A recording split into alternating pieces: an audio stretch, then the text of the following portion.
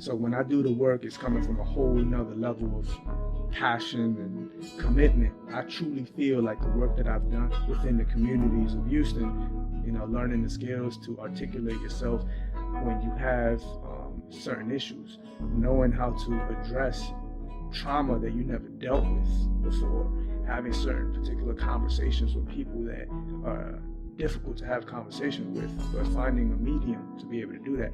These are what the restorative practices that have helped me do. So you can't be what you can't see, and you cannot become what you're not around.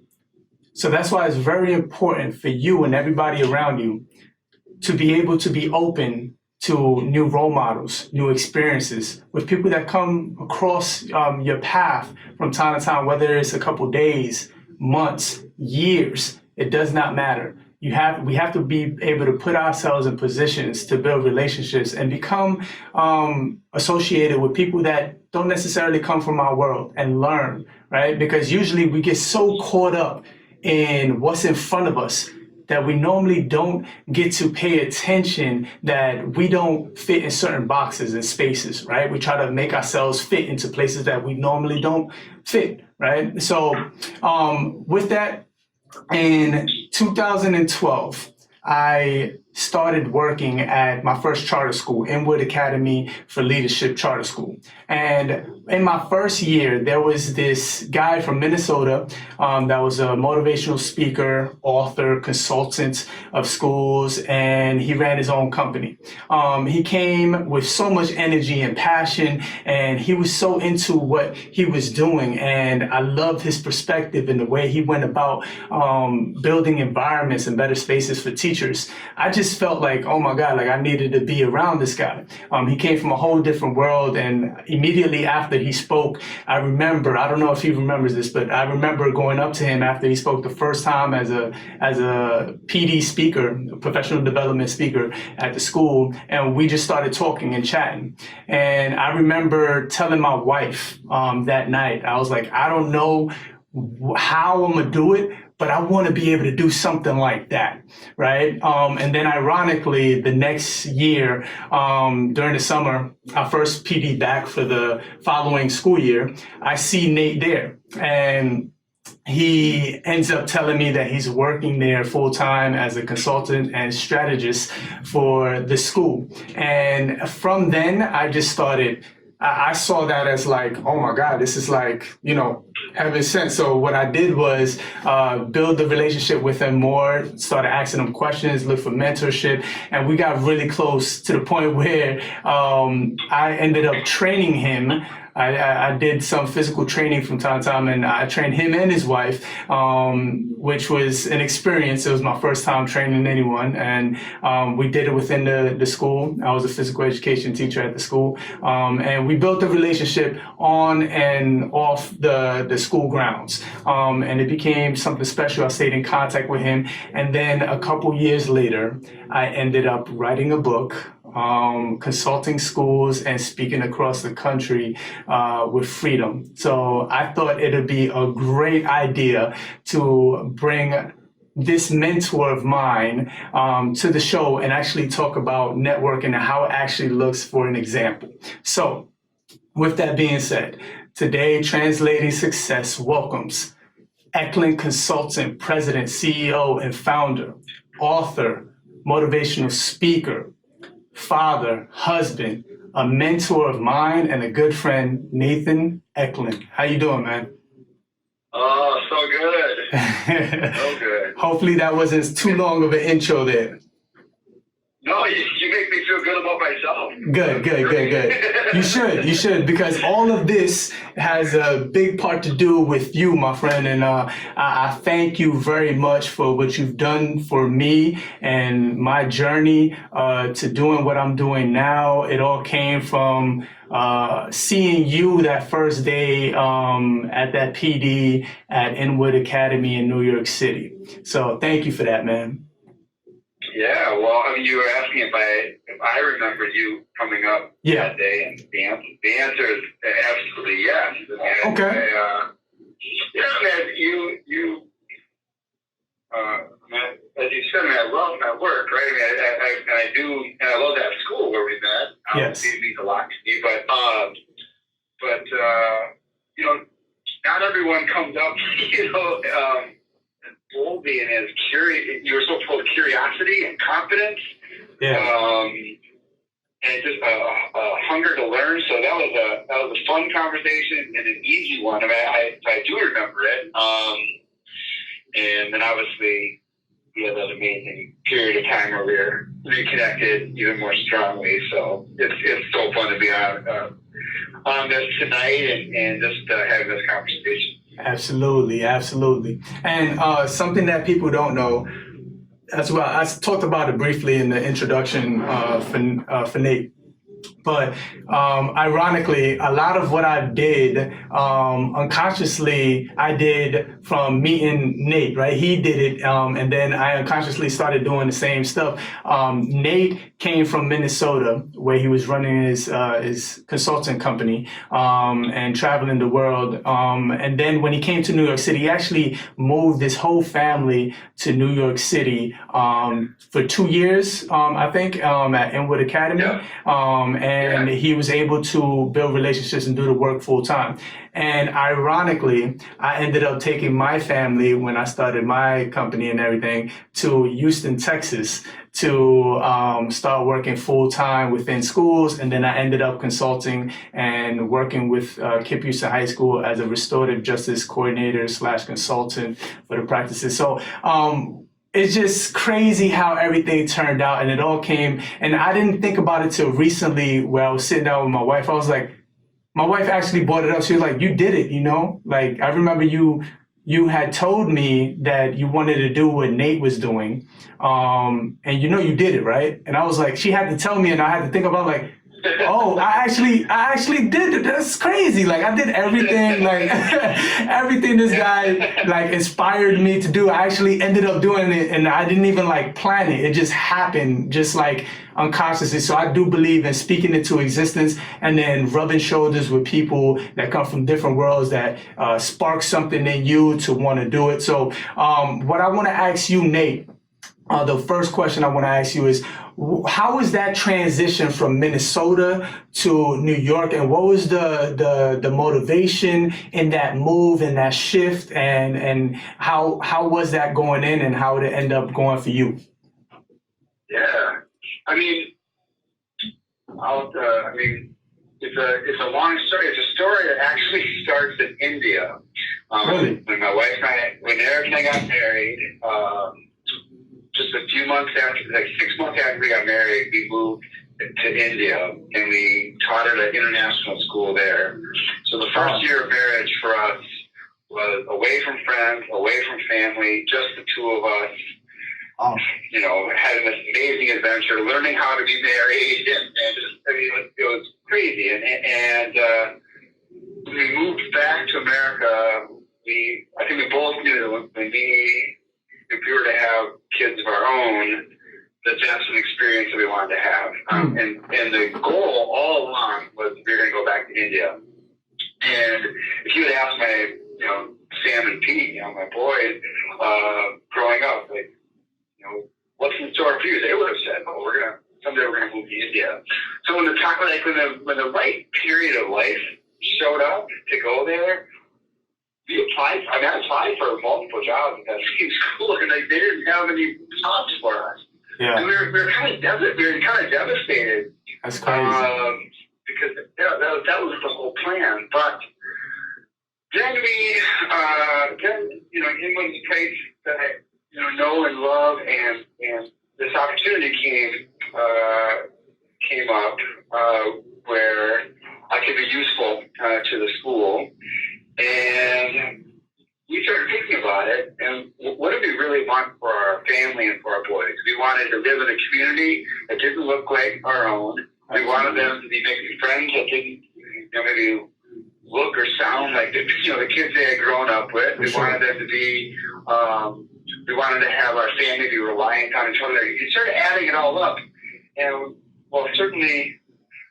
Upper Manhattan in India, it was like this sense of, that tight-knit community. Yeah. We were part of this very small school and small community. We were in a somewhat of a foreign land because, as you know, that neighborhood is predominantly Spanish speaking, and we weren't.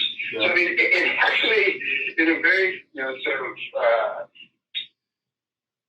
odd way, but in a really meaningful way, had the same things we were looking for leaving the country. So, we packed up and left, and, both boys, Peter went to England Academy both years. Sam was there 1 year. I remember.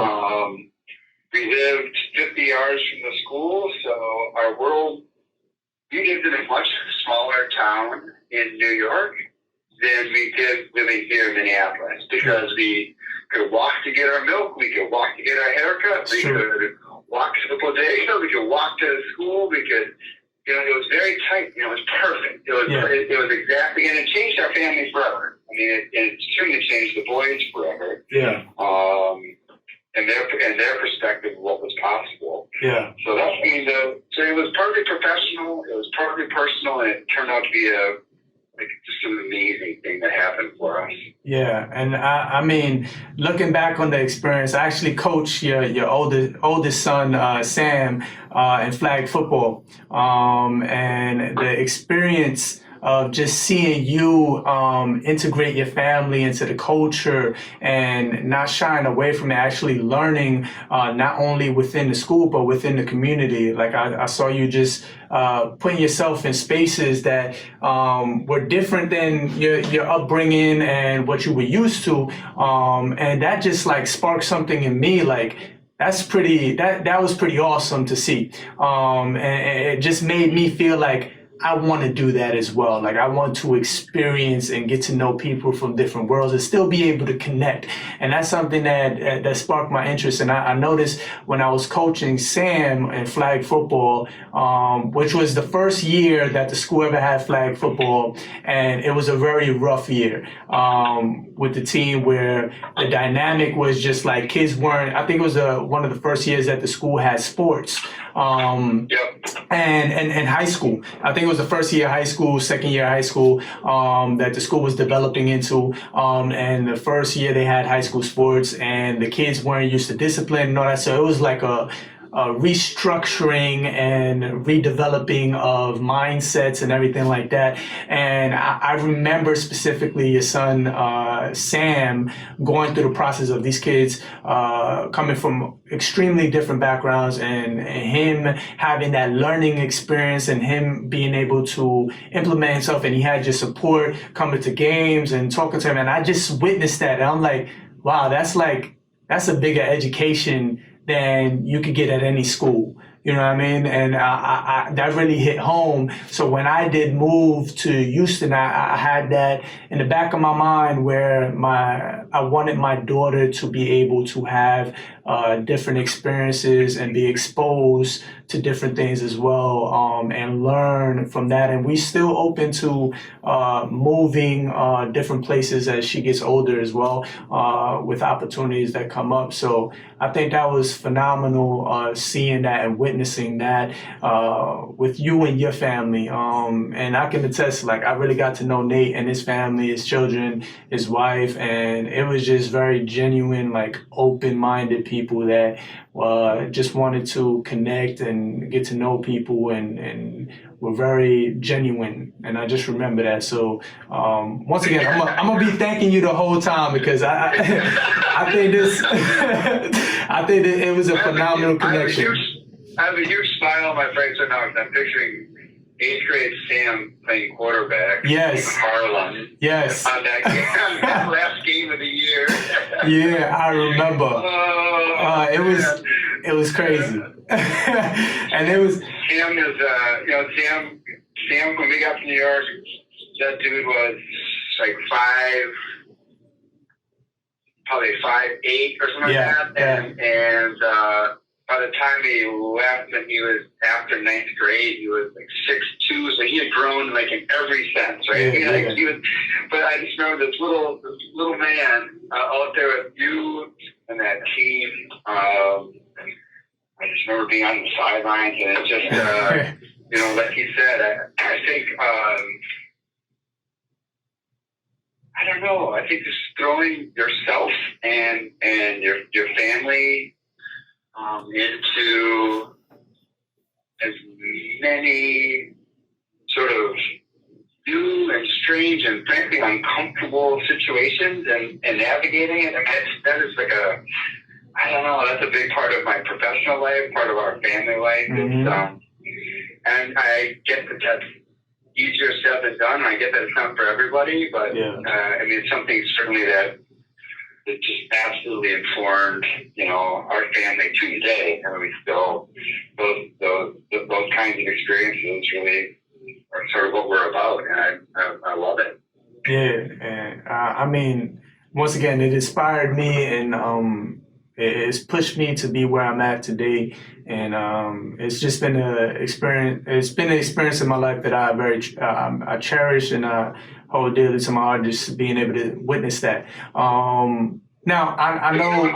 I was going to say one thing though, Carlos. Yeah. Sorry to interrupt, but but at the core of that experience, I mean, it wasn't just the job, right? I mean, like I wouldn't have moved.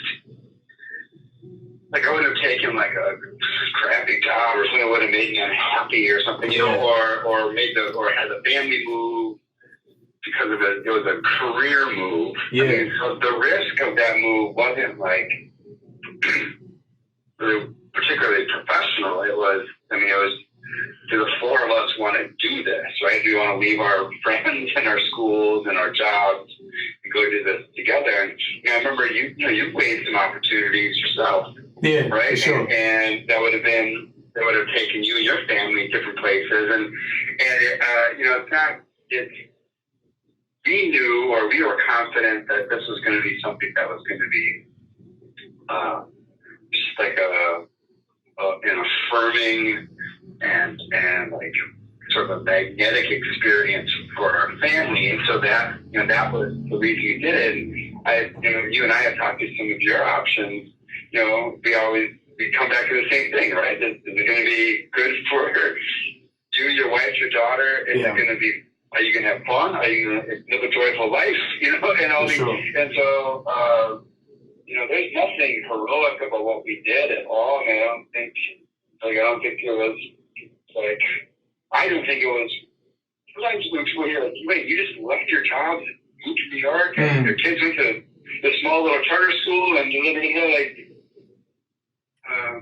it sounds kind of cool, and I get it. I get, but from our perspective, it wasn't. I don't know. It was a big deal, but it wasn't like a big deal. It was like, we're gonna meet new people there, right? Like we're gonna meet Carlos Malave. Like I don't know. Like we're gonna meet these people. We're just gonna make a new community. So. I don't know what my point. I don't know what my point is, but my only part of like the story that I don't want like a listener to think of. That, like there was something like deeply remarkable about what we did. It was something we believed in, and we were confident that it was going to work for our family. Yeah. So it didn't feel risky because we were all in. Got you. And I'm glad you brought that up because that's what I was going to get into next. Because I think it is important to know that there is nothing special, and it goes into like how we view celebrities and other people. There's nothing really special about people that take on opportunities. It's all about being, like you said, being able to take the leap, and when you're there, fully being present and engaging in the experience as much as possible, and seeing where it can lead. Like we don't know how it's gonna. Like I legit did not know I was gonna be doing what I'm doing now. I remember I saw that you were doing. I got to know what all the stuff that you were involved with and what you've created. But I didn't necessarily know how I was gonna create something that was organic to me and was about something that was personal to me, that I can help impact other lives and stuff like that. I just continue to stay connected to people like you, and that sparked me in a way to like build other relationships with people that I crossed paths with, whether it was for a day or two or weeks or whatever, and take as much as I could from that experience of knowing that person and be able to learn as much as I can to be able to continue to grow as a person. So what I wanted to ask you was, before India, before teaching, because I also I know you taught for 13 years in education. Before all of that or during that, what did you see someone do that before, like travel? What sparked your interest into doing it? I know you said you went to India. It was something you and your wife saw interest in doing and learning as you go. But did you witness anybody? Did you have any mentors along the way that kind of open your mind to new experiences and stuff like that? It's a great question, and I have two answers. And I think the school where we taught in India was actually where I did my student teaching. So the college that I went to had two abroad programs where you can do your student teaching to get your teacher's license. Nice. One was in Korea and one was in India. So I had gone there. So for me, I was going back to this place that I had fallen deeply in love with, and I think like a sense of adventure. So that sense of adventure, I think, was just sort of baked into me. Gotcha. But the work that I'm doing now, it's funny because I didn't really have a direct model. I'm doing basically what my dad did for most of his career. So he did consulting, he did strategic planning and executive coaching and help, just helping people. So I think my brother owned his own business as well. So I think I guess the Eklund male gene is not made out to have a boss. Like, we're really bad at having jobs, I think. Gotcha. So, I think, so for me professionally, the idea of being on my own or making my own way was certainly something that felt very natural within my own kind of family history. Yeah. So during the years that I was teaching, I was the only Eklund with an actual job, because my dad and my brother were running their own thing. Yeah. Actually, quick story about my brother Andrew. So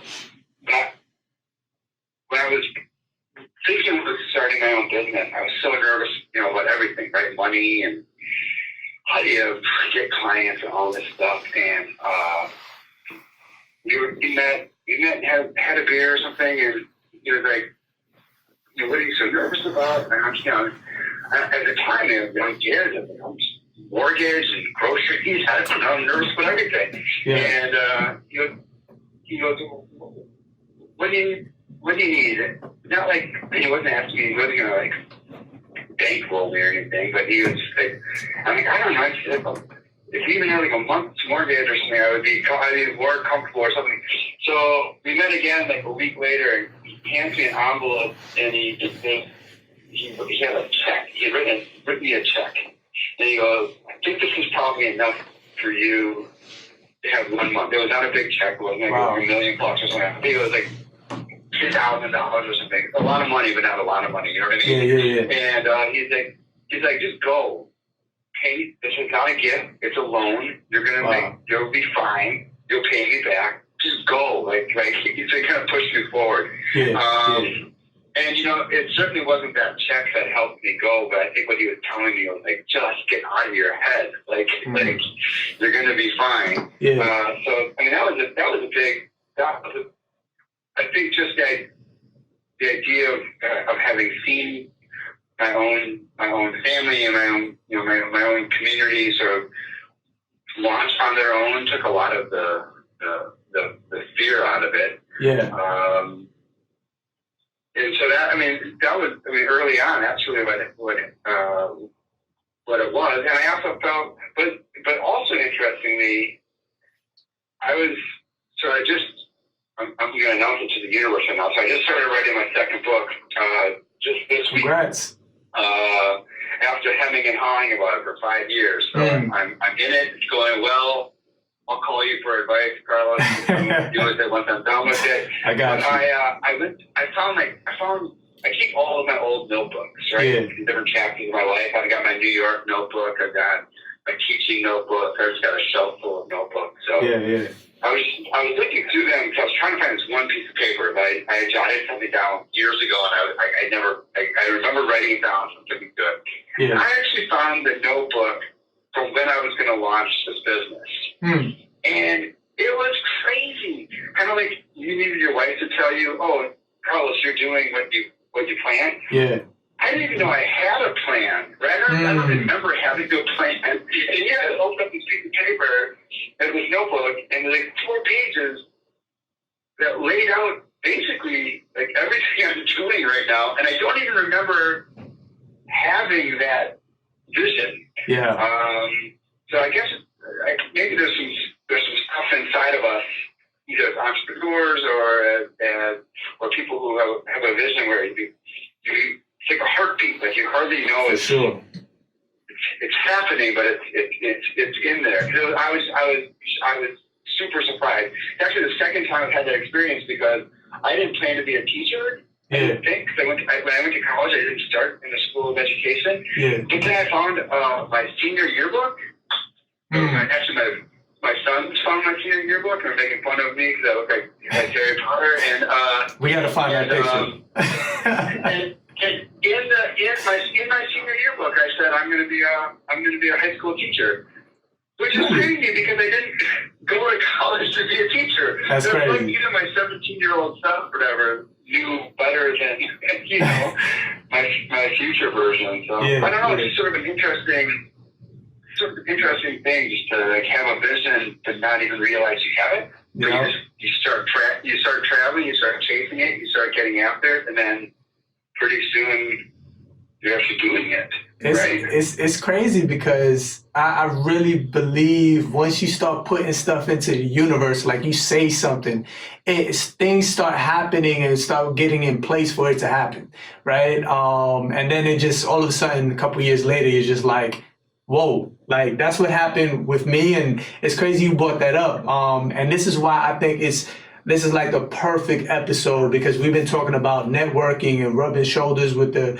right people, even if they're not in your world. And I can tell you for sure, my world was completely different than Nate's. Like, Nate was exposed, as he just mentioned, to family members that had owned businesses and took the leap, and it was like a norm. So it wasn't something that was different. For me, I grew up in a household that was like, you need to go with what's will give you security, right? And what will be legit to make money. So get a good job. Don't quit your job. Don't take any risk, right? Don't quit school. Like that's crazy. You know what I mean? And it was something that I had to fight because, like you said, there's something in us. And somebody had mentioned this in my path. Another mentor of mine, Coach Ford, she had mentioned this, and it resonated with me. Real recognize real. No matter what it is, like you will recognize that same quality that you have inside of you, whether people around you believe it or not, is going to be there. When you come across someone with that same quality in them, it will recognize itself. And there's a reason why you cross paths with that person. And that's where you have to be able to take those opportunities and push yourself. Yes, you're going to be extremely scared. You're going to be nervous. You're not going to know what to say. You don't want to look stupid. Yes, everybody feels that. It's the ones that say, F it, I'm going to just do it anyway, that actually end up seeing the other side, right? And the more you push yourself to do that, you start seeing things that can build into things you would never imagine. Like I would have never imagined this guy that came from this whole different world in Minnesota and traveled the world. I didn't even know your story about India, so that's even cooler that you brought that up. Like you traveled already and this and that, and that we will be having this relationship where you're mentoring me, and throughout my years where I'm telling you, like I called Nate on moments where like job changes or like family stuff, and I would like try to look for his advice on what to do. And sometimes it's hard to do because sometimes if that is not in your world, right, going out and finding that once you rub shoulders or cross paths with someone, keeping that relationship and going to, go to those places where you can ask for advice and don't feel like you're like the only one. And I really stuck to that, and it kind of got me out of my situation and be able to take these risks even bigger. Even recently where I started my company, Translated Success, I kept it away from my mom for months until I started it started becoming a thing, because I know she's been in education for like 20 plus years, and my father was in construction for 30 years, and it was just like, they would just like, get a job and don't leave it. Like, make sure you have a family now.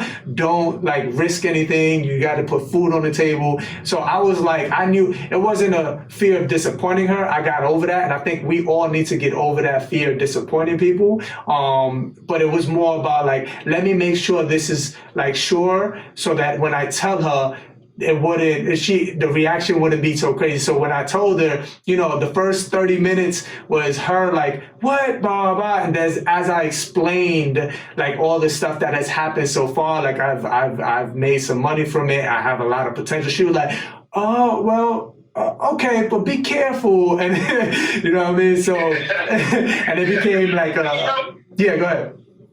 I was just thinking that if you, this is going to be a quotable moment right here, Carlos. Yeah, go ahead. But I got to work it out. I was thinking, like, if you wait to have it figured out before you start figuring it out, you've done it wrong, right? Exactly. Like, so many people don't want to ask questions,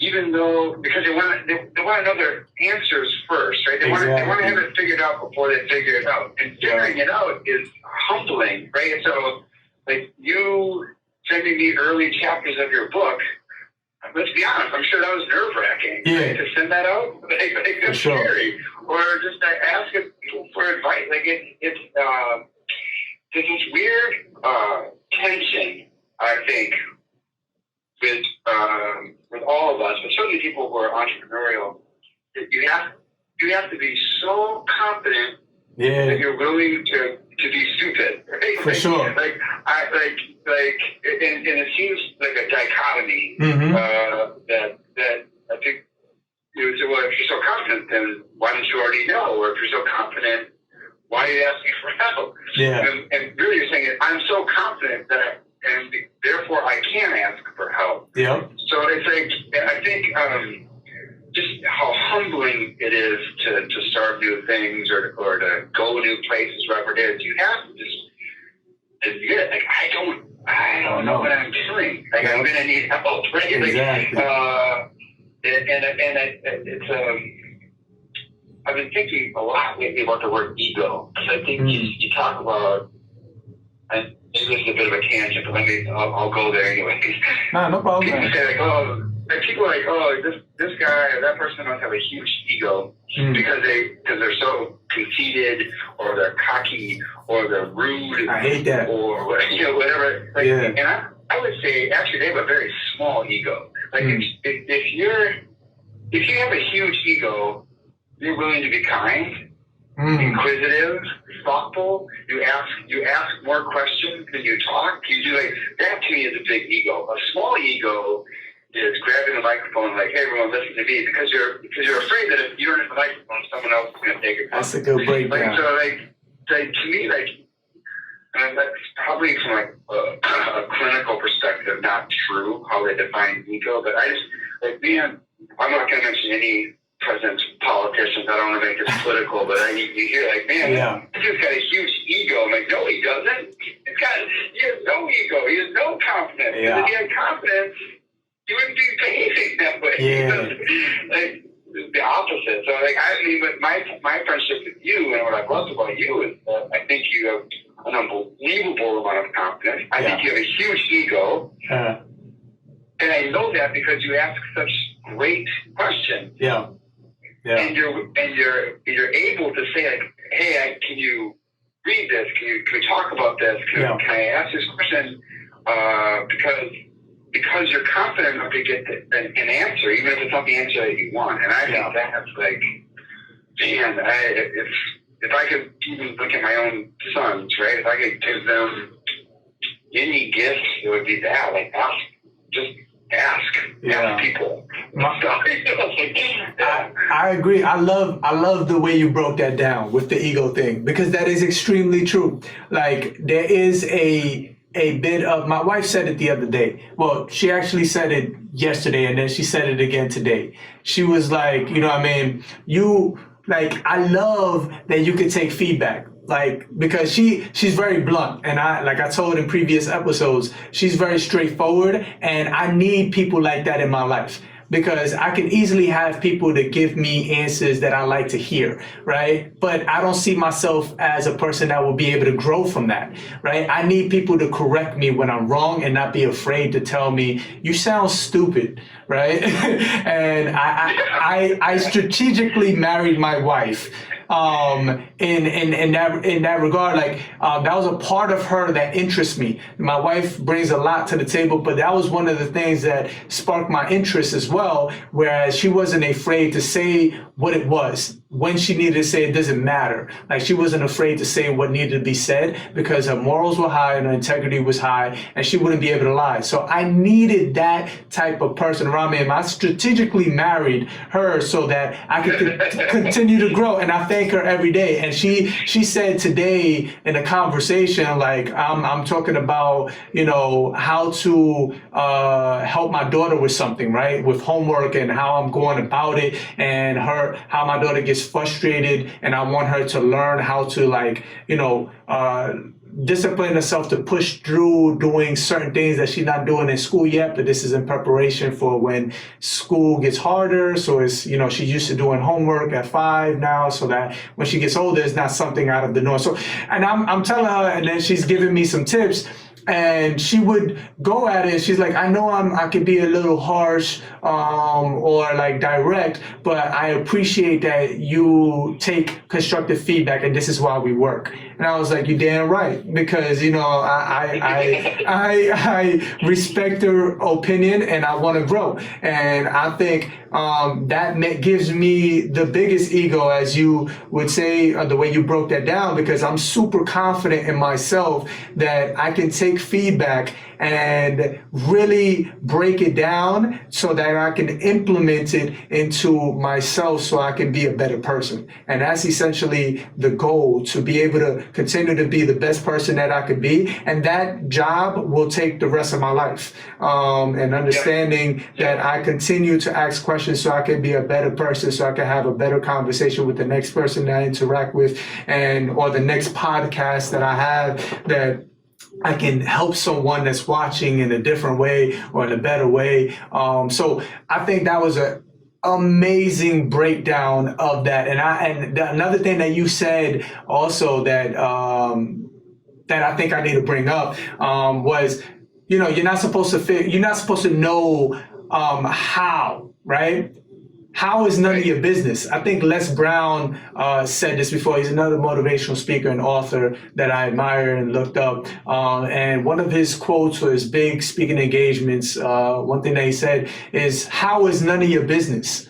You say what it is you want, you write it down, and you just continue to remind yourself of that, and life will, and then you start backwards planning, right? And little by little it'll happen. But how is none of your business right now, right? And I think we get so caught up on the how that the how scares the hell out of us to freaking start. And that's a crazy thing. You're not so, there has to, and this is my wife said this too, the one thing she loves about me is that and it's crazy, she's straightforward. She's like, you're naive a bit, but that works in your benefit, because you being naive helps you go walk into that space and go ask that question as well, right? There's a bit of not knowing that sparks your curiosity to go figure out what it is, right? And she says that she admires that, because that's something that she struggles with, and she's breaking through, and she's made strides. But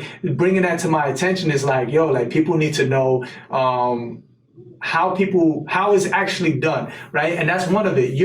If there's a goal that you want to complete, You don't have to know the how. You could be in high school and on your senior yearbook, you could put, I want to be a high school teacher and not know the how, and it will come true. You know what I mean? So, and I think that's important for people to know, like, well, there's nothing special about us. And that's why I want to break this down and bring as many people on here that can actually talk about those things that got us to where we're at. And it's not anything special or different than what you guys could do. And it's just about being able to be exposed to those things that people did so that you can start trying it out in your life. So I think it's important. I love that you brought those things up, man. Yeah. Let me try a theory on you. I think when we listen to the podcasts like yours, or read books, or we listen to speakers like us, or whatever it might be, I think sometimes like maybe a reader or an audience hears like success stories, and they think that like you have to have like some really big dream or some really big vision. And so you sit around and you wait, it's like you wait for a vision. Well, that might be a long wait. Like that might never happen. I agree. So I think there's a lower bar that I've been thinking about a lot lately, and that is just be useful. And I've been thinking about the word useful and utility a lot lately, like a lot. I actually spoke at a conference this weekend. I was in Des Moines, Iowa, and I had my speech all written. I was ready to go, and I felt good about it. I felt really good about it.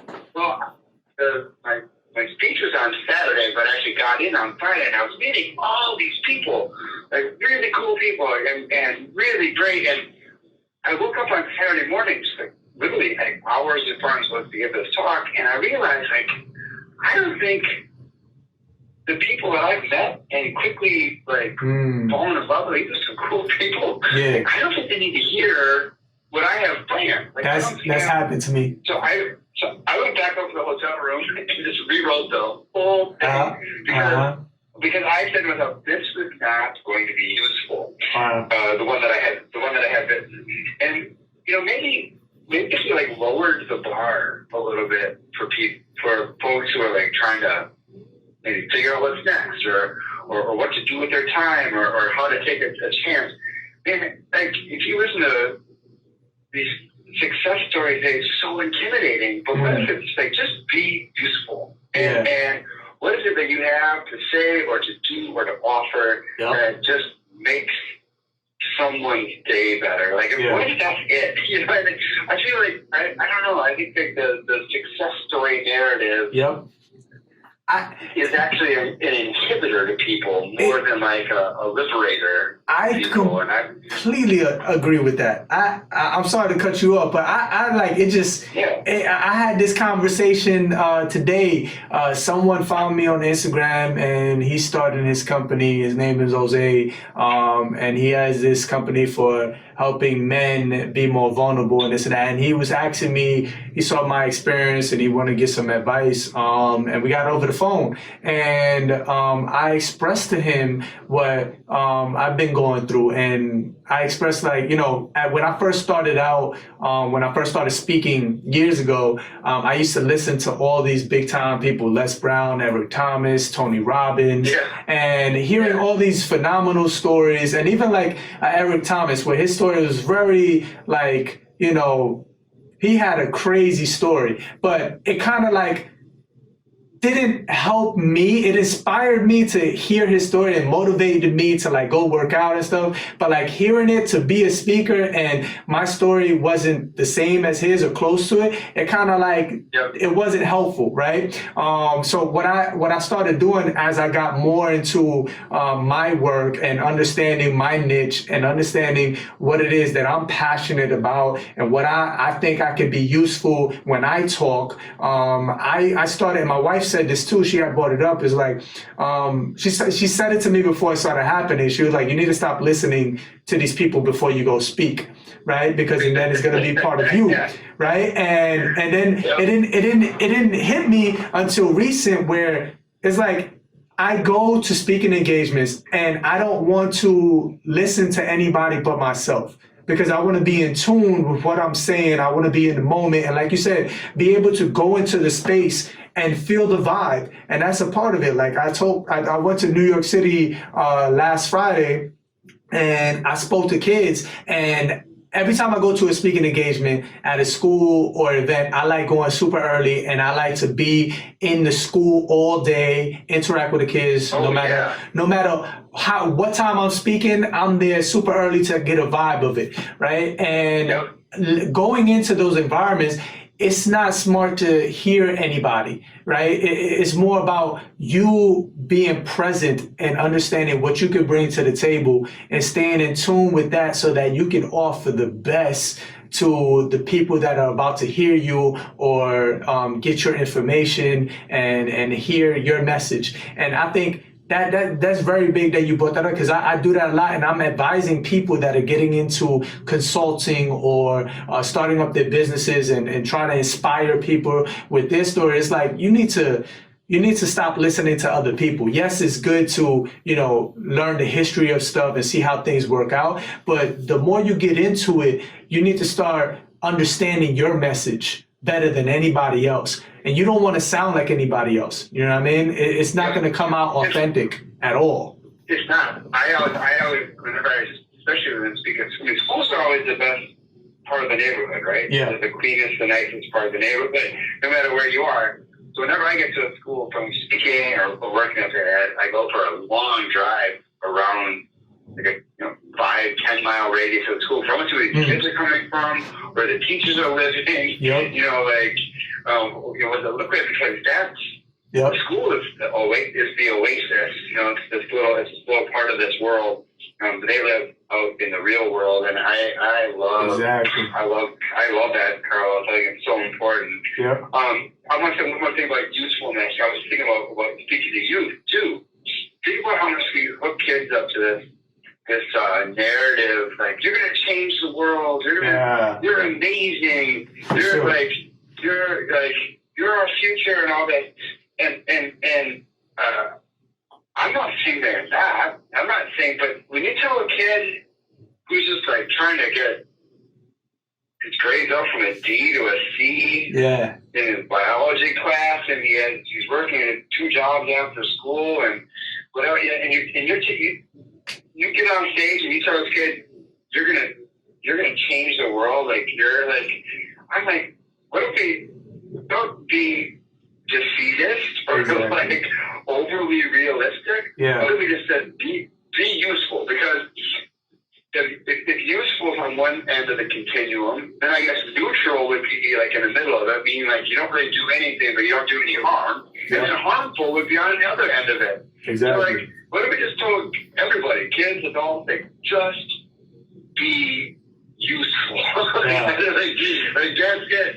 And I think kids are great too, but I don't think you need to tell them they're gonna be the next Gandhi or the next Barack Obama or Mother Teresa. Agreed. You probably aren't, but you could be useful. And what's that? And what if, I don't know. That's just something I've been kind of hung up on maybe. Nah, I think it's good you brought that up, because my mission is all about filling gaps. And what I've been noticing in my journey in education and in speaking was that, I myself will go to these big conferences and witness these experiences that people come and speak and give like restorative justice, like keynotes and then demos, but walking away from it and not having tangible steps or resources that I can use for long periods of time, stuck with me. And I'm like, that's a gap. I don't want people to come experience me and my events and my engagements and then walk away. It's like, how in the hell does that work in my real life? Right? Or in my world. That's where I created my curriculum. And that's when I do my engagements, I want people to walk away with things they can go home and do immediately and be real about it. It's not about you're going to be the next, Barack Obama or the next whatever. It's about, okay, this is what you could do today to make your life better. right? From my personal experience, trying this out can possibly help, right? And then understanding, like you said, like people coming from all different aspects of like life and perspectives and experiences that, you know what I mean, you want to give them something that they can actually use. Like some kids are having a much tougher time than teachers are, right? And being able to give them something that they can actually take into their lives and make it easier for like them managing, okay, work life, school life, and this, and then finding time for yourself. And how is that actually done? How do I break down a schedule? How do I, you know what I mean, still have friendships? How do I network within my whole, situation right now is what I'm focused on now, filling the gaps. So I think it's great that you brought that up because I've been on my mission of just doing that, like not just giving the cliche speeches. It's about having people walk away with something that they could take on for the rest of their lives and start practicing it so they can be better people. You know, and I think it's great that you're bringing that up. And for speakers that are witnessing this podcast, or people that aspire to be speakers or consultants or business owners, like I think it's important for them to hear people like us where we're at, to talk about the realness of that, you know what I mean? The struggles behind that and the perspective of like going into it and how we prepare for it and what we're thinking about before we enter those realms to offer what we offer to people. So I think it was great that you brought that up. Thank you for that, man. That was an awesome segue for sure. Yeah, and I would say, and I think if you are a speaker or a consultant or whatever it is, and you walk into a room or an event or whatever it is, and you're like certain that you know what it is you're going to say or what it is that you're going to do that's going to impact someone, I think you're either fooling yourself or you're wrong. I think if you're listening and you're empathetic and you're in the moment, like you said, like you are part of the experience, you don't know what you're going to say or do or think of or what question you're going to ask that's going to impact someone. And I'm sure you get that as a speaker where you thought you had this great point, this you know, like this an awesome image or a cool thing, and it just doesn't work. Or you don't know if it works, but like it didn't get like the wow factor that maybe you thought it was going to have. But then after the talk, something else you said that maybe it was just something that came off the top of your head, or it was an exchange with an audience member, so it wasn't even scripted or whatever it is. And that's what someone remembers. And I see so many speakers. I should be careful. I mean, I respect what they do, and I'm glad they're making good money and they're busy and all that. But man, I have no desire to do like the same talk 500 times, right? Yeah. Agreed. Or when I work with a client, I don't want to like, here's the Nathan Eklund experience, you know, I don't really want to have that plan because I think that means that we stop listening. We stop caring. And I think if you listen and you care and you're open, then meaning and usefulness, utility comes out of that relationship and that lack of ego. See how I'm knitting all of this together? I see. You're a professional right now. You're a professional. Like that's when you're like in the moment. That's when you're useful. Yeah. And it you know, it's I think more people could be more useful than they think if they didn't. You know, if they just didn't feel like they had to have all the answers. I don't know. I think I'm old too, Carlos. Yeah. I'm old, man. Like, not that the hustle's done. It's not that like I'm kind of done with some of it. Like let's just make good things happen, right? Exactly. Like I don't know. Maybe I'm laying down on the couch and getting a therapy session. Nah. I think that's what it should be, though. You know, I think we're all caught up in the glitz and glamour and making money and hustling and trying to provide and everything like that. That we get caught up in not making purposeful work and decisions, right? And I think with my experience with my father. And I was talking to someone today, and I was like, a big part of me getting where I'm at now is continuing to put myself in spaces where I can grow, having people around me that are truth tellers, and then people that I can look for advice. You are one of them, Nate. And then also just experience, right? Just life is going to happen. Like shit is going to go down. And, you just have, it's how you how you go through these events in your life that actually help you discover who you are and get to this point of like, it's bigger than you. Right. And I wouldn't wish upon anyone to have an experience like I had with my father and him committing suicide. But, that kind of like changed everything for me. And I think, one thing too, going into speaking, a lot of people go in with the wrong mentality. It's more of like when people go into spaces that they normally are not from or whatever, it's kind of like this sense of sympathy. And that's the wrong way to go about it. Like people need to hear you, and you can change their lives if you come in and have this magical speech or say that one sentence that make people like gravitate to you. That's bullshit. And I think getting to a point of like you said, like feeling the vibe and being useful for what's in front of you, right? And I think experience will give you that, and just living life and preparing yourself to, being around people that are experiencing life and have experienced life and see how they maneuver and how they view things. And then, start prepping your mind and looking at your own situation in your life and your family and seeing like, what are things that could happen? How would I react to certain things as a person? And one thing that we talked about in previous episodes was alignment. Like, straight up, like everything aligns for me. My work, my life, my home life, my family and everything's aligning so well together where it's like there's no act. Like what I talk about in these events, and I connect with people, I'm doing when I get home. I'm trying to be present.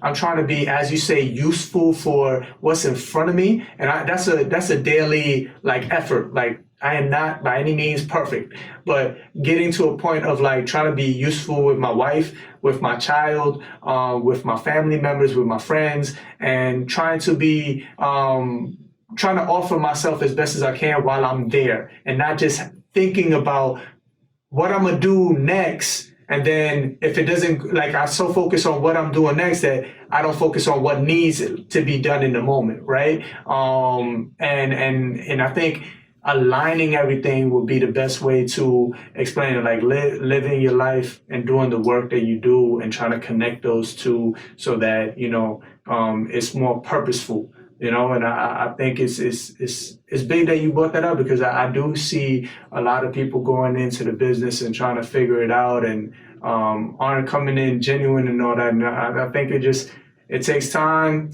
for you to understand, but and get to that point. But when it does, you got to remind yourself, that's the type of work we want to continue to do and be there. So you say you're old. I don't know. I have an old soul, and I feel the same way you feel. Like I like the therapy sessions. I like just getting to know people and just talking about life and getting deep. And that's my thing now. Like, I don't want to talk about the surface stuff. I want to just like, I use my pain and my stuff as this power and vulnerability, what I went through, I talk about it. I noticed the more I talk about it, it helps people open up.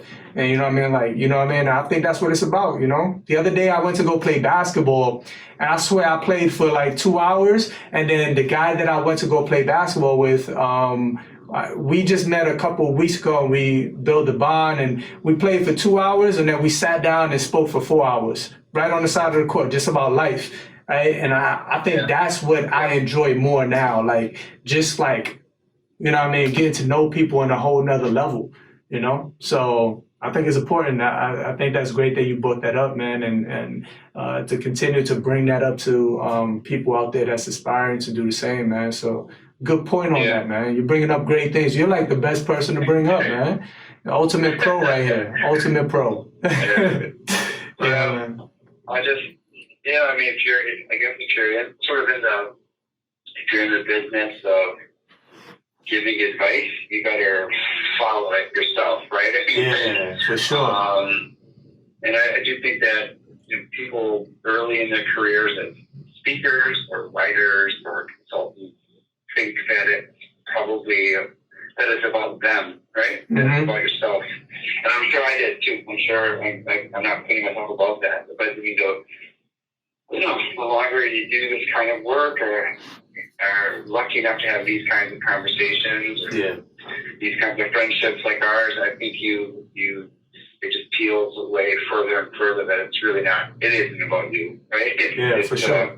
You can be on stage and have 500 people staring at you, and somehow really it should be about them. Or a room full of 10 people, or sit on the side of a basketball court with one dude. I mean, I think that's a great challenge for all of us, right? Sure. Is how do you kind of strip away this idea that these moments are for you? They're not. It's for them, and then how do you figure that out? So I think that's a life goal right there, man. I agree, man. That's an ongoing journey always. And by no means, and I know Nate will say the same, by no means we are not perfect. We are working we are working. And I remember having conversations with Nate early on when we first started our friendship. And I was engaged at the time and then asking advice about marriage and how that looks. And I remember the story, like, you used to give me advice and talk about, like, this is an ongoing process. Like, it's a struggle every day to find balance and all that. And then, like, me experiencing it, like, we're working at being husbands, at being fathers, at being entrepreneurs, at being friends every single day. And we're just talking about from experience where we've learned what works best on most days. And I think it's important for people to know that, you know what I mean? We may come off a certain way because people see us in our, in our forums when we do this work, but we want to, and this is why the point of me doing this podcast is for you guys to see, like, the realness in people and have these conversations that you necessarily don't hear at a keynote or an engagement. You know what I mean? I think it's important. I think it's very important for you guys to be able to see that. So never trust somebody who says they have it all figured out, right? Yeah, nobody has it figured out. Nobody. That's complete bullshit. That person doesn't exist. Yeah, that's complete bullshit. It's a work in progress. I said this to my daughter the other day. You know what I mean? The smartest person in the world is the oldest guy still asking questions. You know what I mean? I want to be that old bastard just asking questions like, hey man, how do you do this? How does that work? You know what I mean? And I think that should be everybody's mission, to continue to enjoy life. And I think that's what makes it so interesting, to continue to want to live, and just curiosity will extend your life. And I believe in that. And I'm going to continue pushing that. So I think this was an incredible episode. I want to thank Nate for coming on and then talk about your experience and all that.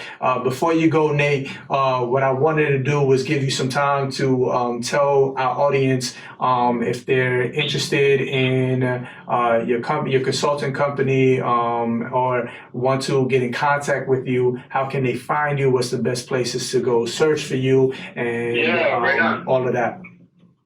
Yeah, so I would check out my website, which is www.eklundconsulting.com, EKLUND consulting, or follow me on Twitter at NATEK. Yeah. Be able to put up with some pictures of my kids and cats and stuff. That's kind of where I'd say online, that's probably where I live my most present life. Gotcha. I would say too, if you go to the website, definitely check out the blog. That's probably where I share, That's a good one. more of my thinking and my writing. So, Gotcha. yeah. Well, once again, I want to thank you, Nate. For everybody, if you're looking to have someone come in and show you guys a better way of building environments within your school, Nate's company, Eklund Consulting, is a great place to go to. I thank him for everything that he's done in my life, and I push everybody to find those mentors and those people in your life to continue to grow and learn as well. So this is episode 13. I appreciate you guys for coming through. Thank you, and we will see you next week. Appreciate y'all. Later.